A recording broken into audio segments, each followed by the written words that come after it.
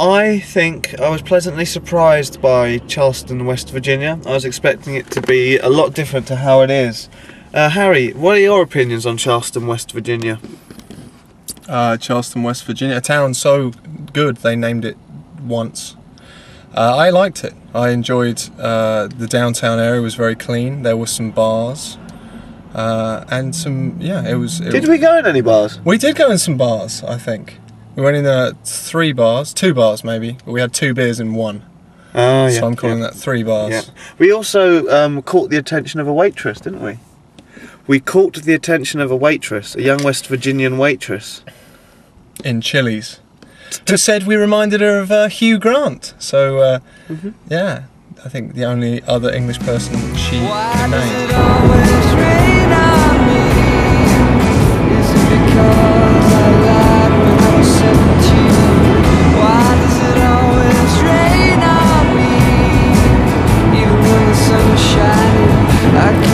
We were, I'm sure we're anticipating going to try and stop off at some attractions as we were driving through West Virginia on our way to Baltimore. But it's pretty much just been this for about 200 miles now. Just sort of trees and rolling hillside. Bored.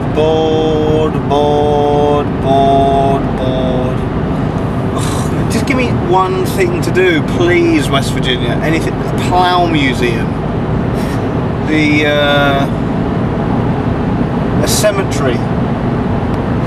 Anything. A cemetery for ploughs. In a museum. A shop. Even a Walmart. I would take a Walmart now. I'll take a Walmart now. Anything.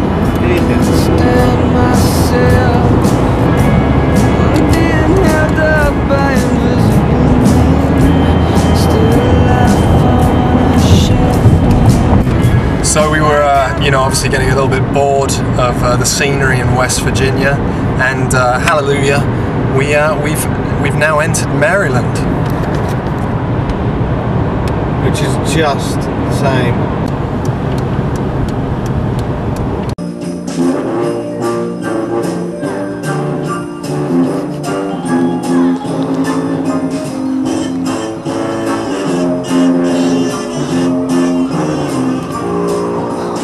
Here we are in Cumberland, Maryland. It's actually a very, very pretty little town. It's just like, this is the town centre here. You can see, very nice cobbled streets, all these shops, loads of shops. Where is everybody? This is the thing that is it's actually confusing Tim and myself. Very confusing. Is that it's about 3:30. It is. On a Saturday exactly afternoon. 3:30 on Saturday afternoon. Few shopping days to Christmas. 10 shopping days left till Christmas or something, and none of the stores are open. It's like nothing. Not only none of the stores are open, but no one else is wandering around wondering why they're not opening. So what Tim and I are thinking that maybe it's because there's like something around here, like a huge spider or something that comes out when it gets dark and eats people. And we're the only people, the hapless tourists that have wandered into the town without realising this, so we're keeping an eye peeled for that big spider. Yeah. Is it? No.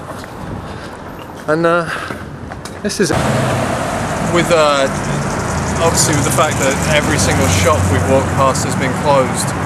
Tim and myself thought maybe we just go get a beer or what have you. We found a pub here on the corner, Kelly's Pub and Restaurant. Unfortunately, it appears to be closed. Nothing to do here in Cumberland, Maryland, so Tim has gone into a Dollar General store and bought 15 multicoloured bouncy balls. And we're going to see how high one of these multicoloured bouncy balls will bounce when dropped, not thrown, dropped from the top of this car park. Alright.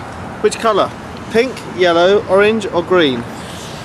Pink. I like the look of the pink one. Pink it is. Alright, let's get the ball in view.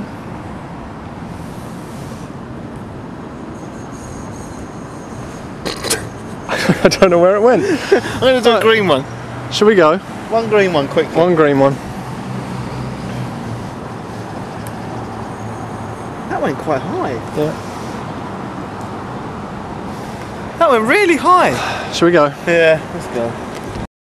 Well, we jumped off the interstate. We saw a sign that said attractions, one of which was Smiley's Fun Zone, but we couldn't find it. So we are now at Scenic Overlook. I don't think this is Smiley's Fun Zone somehow, but it's this is Maryland looking back into West Virginia, if I'm not much mistaken. It's pretty nice. It's pretty nice. Although I have to say, it's not the most interesting place in the world. How you doing, Lion? I'm all right. I'm a little bit disappointed by West Virginia. I seem to be very disappointed on this trip so far by a lot of the things that have happened. It's beautiful. I mean, as you can see, it's very picturesque, but there's nothing to do for hundreds of miles. And we're not talking about nothing fun to do, or nothing exciting, or nothing cultural. The only thing we found between Charleston and here, which is about 200 miles, is an eat as much as you like for $4.99 pizza emporium. And a number of the clientele were eating as much as they liked. There was a woman in there who had 2 sets of breasts, one at the front of her body, and an even larger pair in the top of her back. Let me demonstrate. Yeah. Let me demonstrate. We're going to demonstrate for you now what we call the West Virginia back breasts, if you will. It was sort of spilling around the side. Can you see that? Can you make out Harry Lyons' back breasts? Yeah. There? It was horrific, but I don't know. However many thousands of dollars of taxpayers' money was spent sending Martha Stewart to prison in West Virginia. They should have just sent her to West Virginia. Just given her a ticket, a bus ticket to West Virginia, and told her to make herself at home. Let me show you something. Okay, I'm going to zoom in now on the closest piece of civilization, and I'm not even sure what that is. It looks like a number of very large dildos by the looks of things, and a couple of outhouses, and not a person in sight. That's milk. That's one family, and that's where they keep all their milk, because the nearest supermarket, I'm guessing, is probably about 300 miles away. It is. So you can see everyone has their milk delivered in bulk. Every house has a huge... No, one is milk, one is water, and the other is sewage. I'm guessing one of them... And to keep themselves amused, they don't label either of them. Oh. Why does it always rain on me? Even when the sun is shining, I can't avoid the light.